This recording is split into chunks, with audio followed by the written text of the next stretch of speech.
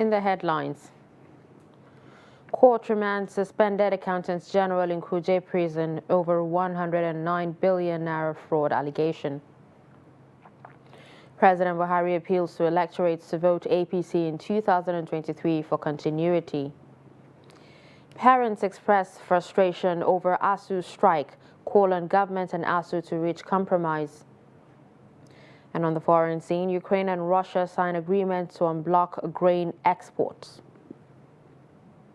Hello and welcome to Trust News Update. I'm Dashan Hussaina Usman.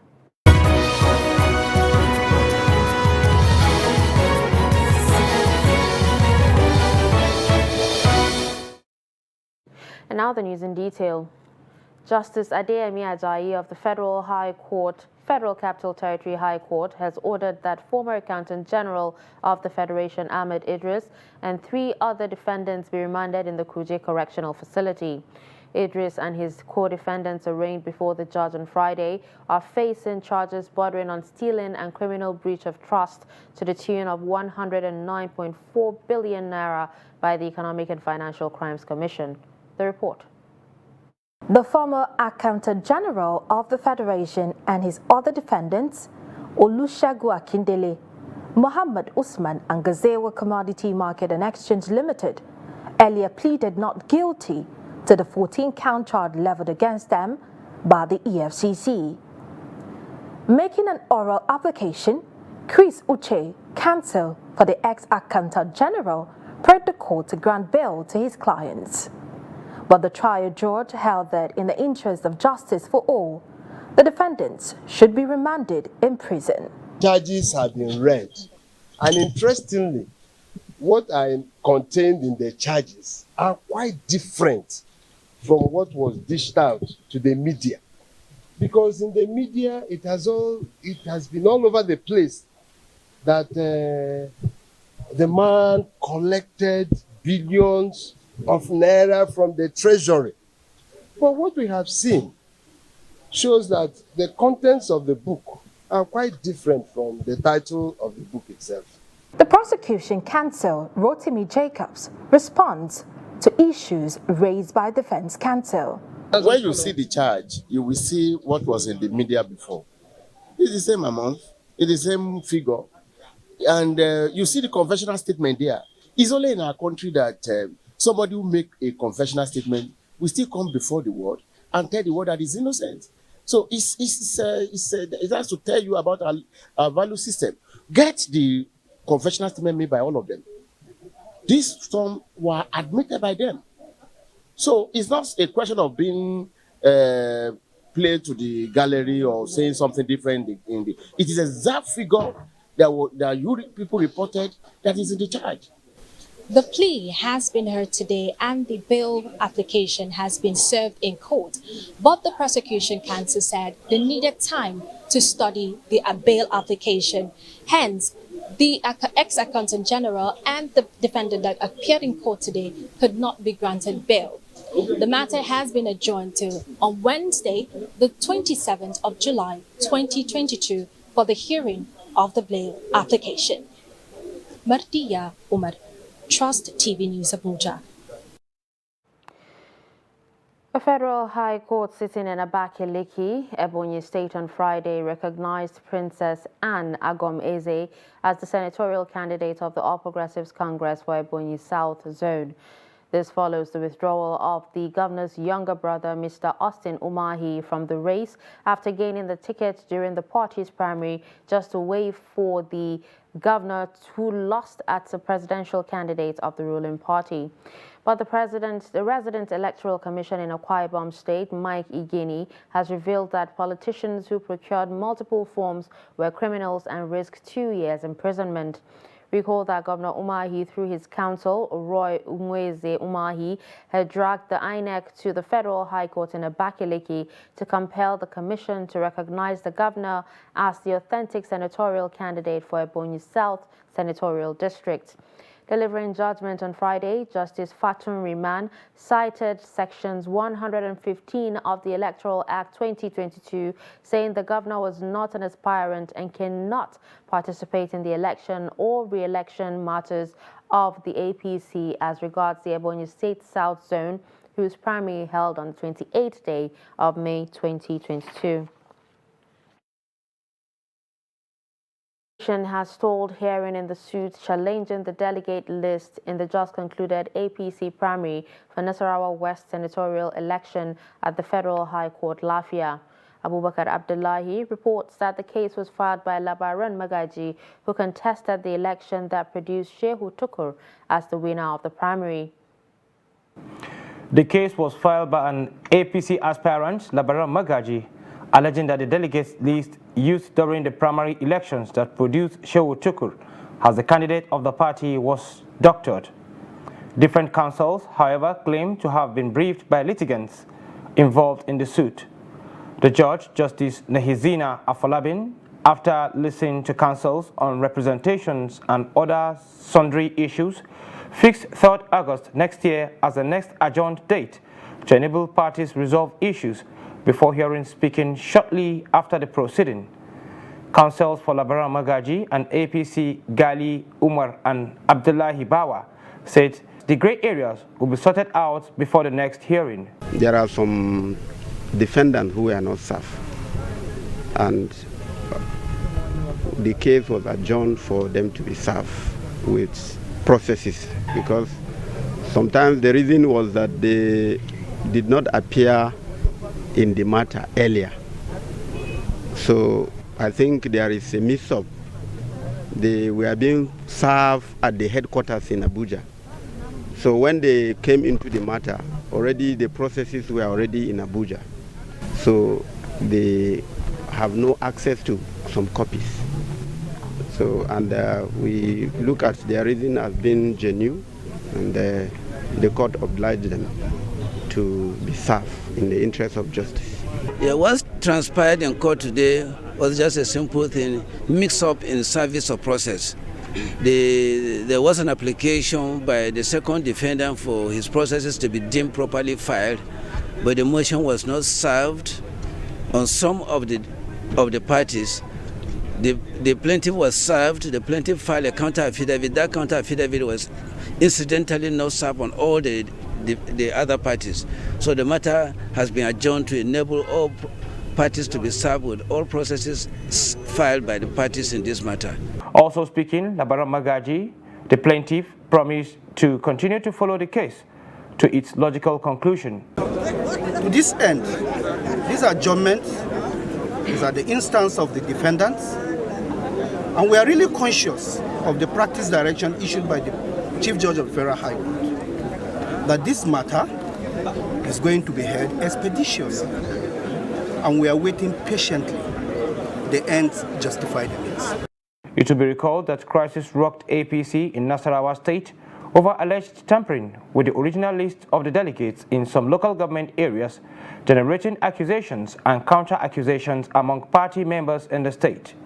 The current APC national chairman, Adamu, represented the senatorial zone before his resignation to take up his present position. President Muhammadu Buhari has urged the electorate to vote for the All Progressives Congress in the next general elections to ensure continuity and stability in the country as well as the West African sub-region. The president said this Friday while receiving a delegation from Nasarawa State led by Governor Abdullahi Sule at the State House in Abuja. Governor Sule told the president that the delegation came to the villa to appreciate the president for approving the takeover of the Lafia Airport, refunds for the completion of the Lafia-Kefi Road, ongoing construction of Abuja-Kefi-Akwanga Lafia-Makurdi dual carriage road, and the appointment of prominent sons and daughters of the state into different positions in the federal government. Is an attestation of the fulfillment of our determination and commitment to the tenets of the rule of law. The off-season elections in Anambra, Ekiti, and Osun states confirm the administration's resoluteness on this matter. The forthcoming general elections will provide us with the opportunity to convince the electorate on the need for continuity to enable our party to consolidate on our achievements in the last 7 years. The government and people of Nasarawa State, as usual, have a great role to play in returning our party to governance in the 2023 elections in order to create a path for greater socio-economic growth and development. We are here specifically to appreciate the benevolence of your administration and your personal indulgence for approving the takeover of the Lafia Airport. By this approval, Your Excellency, we can now see our airport being properly utilized, not only as the cargo airport that was originally meant for, but as a commercial and, more importantly, a security airport. Let me use this opportunity of this thank you visit, Mr. President, for finding our prominent and distinguished sons and daughters of worthy appointment into different positions in the federal government. To us in Nasarawa State, these appointments have continued to give us a sense of pride and belonging as they offer us the opportunity to show support and contribute our quota towards the realization of the policies and programs of your dynamic administration. We also appreciate, Mr. President, on the ongoing construction of the Abuja-Kefi-Akwanga Lafia-Makodi dual carriage road, which has reached appreciable level of completion among numerous other projects that we have in the state. President Muhammadu Buhari on Friday in Abuja told stakeholders of the All Progressives Congress that the unity, security, and prosperity of the country would matter the most to him beyond his days in office. He said this when he received APC stakeholders led by the national chairman of the party, Senator Abdullahi Adamu, in the State House. President Buhari recounted that when the presidential running mate, Senator Kashim Shettima, was presented to him a couple of days ago, he had said he would reserve his comments till the handover ceremony on May 29, 2023 at the Eagle Square. The national chairman of the party, the chairman of the Progressives Governors Forum, and the governor of Kebbi State, Abubakar Atiku Bagudu, and Shettima, in separate remarks, expressed gratitude to the president for his exemplary leadership, which has strengthened the party in the aftermath of the convention. The vice presidential candidate reiterated the willingness of the APC presidential candidate Bola Tinubu and himself to serve Nigeria with justice, equity, and fairness. What matters to me is the unity, security, and prosperity of Nigerians, even beyond my days in office as president. And I am glad that the APC is on course towards that eventuality.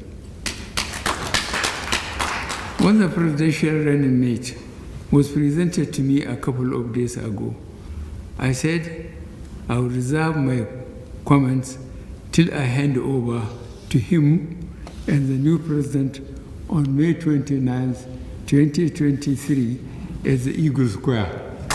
Stakeholders, members, delegates of our great party converged in Abuja at the Eagle Square, where we nominated the flag bearer of our great party in the person of His Excellency Ahmed Bola Tinubu.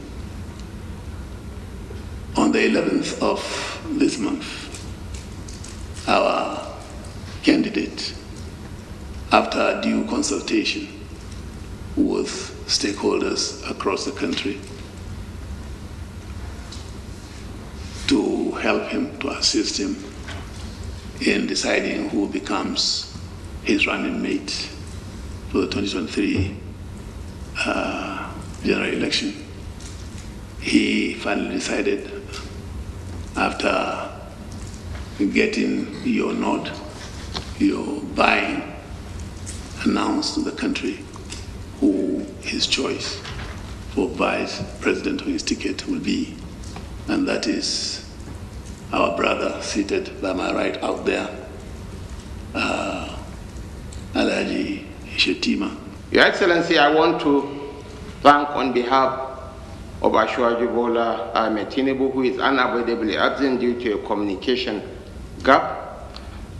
I want us to celebrate our progressive governors who have shown leadership, who have equally shown commitment to the Nigeria project. No fewer than 9 people, including a nursing mother and her less than 1-year-old baby, were on Friday reportedly abducted in the Kuchi community of Munya local government area of Niger State. Daily Trust is reporting that although no life was lost, dozens have fled to Serkin Power, the headquarters of Munya local government area, as well as Guada IDP camps in Shiroro local government area and Mina, the state capital. Niger State Police Public Relations Officer Wasiu Abiodun confirmed that 9 people were kidnapped. Abiodun said police tactical teams with vigilante members had been drafted to the area and are on the trail of the hoodlums to rescue the victims. You're watching Trust News Update. Coming up after the break. How lack of parking space obstructs traffic flow. Do stay with us.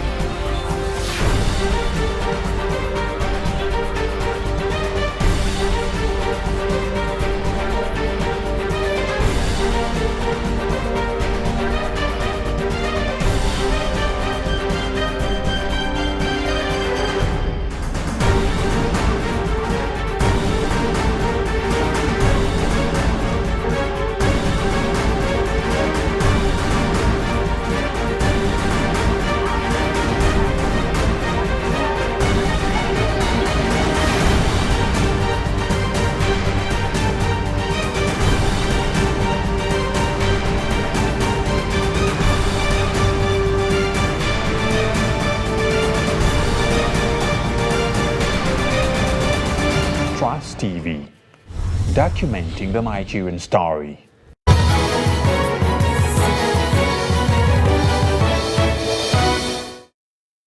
Welcome back and thanks for staying with us. Let's take a look at some of our top stories. We told you that court remand suspended Accountant General Idris in Kuje prison over 109 billion naira fraud allegation. We also heard that President Buhari appeals to electorates to vote APC for continuity in the next general elections. Moving on to other stories, prolonged strike by the Academic Staff Union of Universities is taking a toll not only on students, as some parents and guardians in Abuja express discomfort and disappointment with no end in sight to the industrial dispute. They call on the government and ASU to reach a compromise to end the lingering strike. Musa Luka tells us more. The prolonged strike by the Academic Staff Union of University, ASU, has been a burden to many Nigerians, especially students and parents. The union has for over 5 months been on industrial action, marking academic activities in public universities to be on hold. The Nigerian Labour Congress, NLC, is planning a protest in solidarity with the striking lecturers, which government said is illegal. Many parents find the situation disturbing, calling for an end to the strike. It affects us parents very much because by now my children are supposed to have graduated, but about 3 of them are still at home since two supposed to graduate last year, and due to all this incessant strike here and there of ASU. And there is nothing we can do. We cannot fight government, but it's very unfortunate for what we are experiencing in our country. And if you look at, if you go online and you see them celebrating all their children graduating overseas. So the ASU strike is affecting the whole region, precisely as in a taxi. Like my junior one in school, they have been abandoned in the village, they have been abandoned there. nothing for them, no school, nothing. I mean, so it's also affecting us that sponsor them, believing that okay, with so time I think we might have done with this one, and then know one or two things to forge ahead with. You understand me? So the ASO strike is not only affecting the students, it's affecting both the whole region, as I said. I'm studying law in my 200 level, going to 300 level. But because of the ASO strike, we started exam, but we couldn't finish it. Then we have to back. The strike came, we're back on the strike. Now, my wife, she's also a student. My younger sister is also a student. Assuming there was no strike, all of us, we have nowhere we have got into. But because of the ASO strike now, we cannot go. And by the time they resume, they'll be demanding for school fees, and it will come once. That may also affect me negatively. I have my daughter, I have my sons. So it is hitting them very badly. All of them, some of them are going to farm to help us sometimes, help the mother. Is that what a student is supposed to be doing? When he was supposed to must have been graduated. Now he's doing other things, you know. It's very bad. Now Labour want to go on strike. If that can solve the problem, let all hands down. Banks, everything. Let the airport be shut down so that they travel by car, they see how bad our road is. If that can make them send the school children back to school, good and fine. The question on the lips of many is when the strike will end. Musa Luka, Trust TV News, Abuja. Tanker drivers along Gwagwalada Highway are obstructing the free flow of traffic by parking their trucks by the roadside. The drivers say lack of parking space for their heavy-duty vehicles to offload goods gives them no alternative but to park by the roadside. Gaza Yakubu, who visited the axis, tells us more.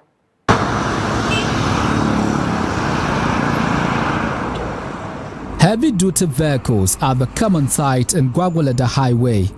This road is a major access in and out of the FCT, yet the free movement of vehicles, especially in the evening hours, is a challenge attributed to the tanker drivers. And some of them, you know, the kind of things they carry, the diesel and all those things, if anything happens here, it's going to be a disaster, considering a lot of people that are in this park and all that. So I think they need a park rather than parking on the sideways like this. Even this morning, it happened that one of them almost ran into one other car that was in the front.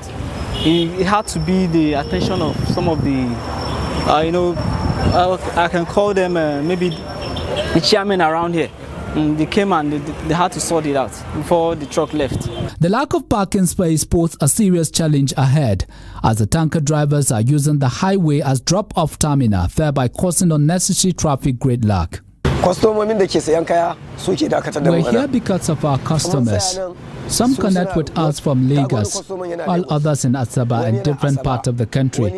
When my company sells the goods belonging to Abuja customer, we wait here. But if it is sold to other states, we transport it to them. Here is our casual depot.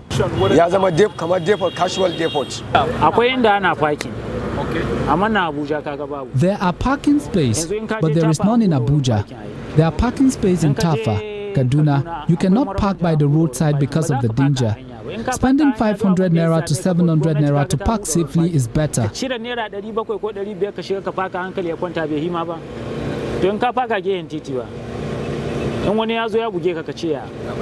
Also hindering traffic flow are the business activities that are gradually coming up due to parking by the roadside.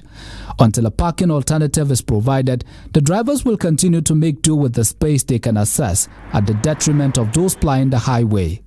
Gaza Yakubu, Trust TV News, Abuja. In business, Anambra State Governor Charles Soludo has assented to the 2022 revised appropriation budget of 170 billion naira. Governor Soludo signed the budget tagged building off from the blocks at the Government House, Awka. Performing the function, the governor commended members of the House of Assembly for being diligent, responsible and responsive to their job as lawmakers and representatives of the people of Anambra State. While assuring of implementing the budget within the cash flow, the governor pointed out that his administration is currently cleaning up the state wage bill and the payroll system. And finally, on foreign scene, Russian and Ukraine officials have signed a deal to allow grain exports from Ukrainian Black Sea ports as UN Secretary General Antonio Guterres and Turkey's President Recep Tayyip Erdogan say the agreement would help ease the global food crisis. Russian Defense Minister Sergei Shoigu and Ukraine's Infrastructure Minister Alexander Kubrakov said signed the deal separately on Friday, carefully avoiding sitting at the same table and avoiding shaking hands. The signing ceremony took place at Istanbul's lavish Dolmabahce Palace in the presence of Erdogan and Guterres. Friday's deal means around $10 billion worth of grain will be available for sale, with roughly 20 million tons of last year's harvest that can now be exported, Ukrainian President Vladimir Zelensky said. The agreement is valid for 120 days and may be automatically renewed without future or further negotiations. With this, we've come to the end of Trust News Update. Don't forget to follow us across all our social media platforms. I'm Dashan Hussaina Usman. Thanks for watching.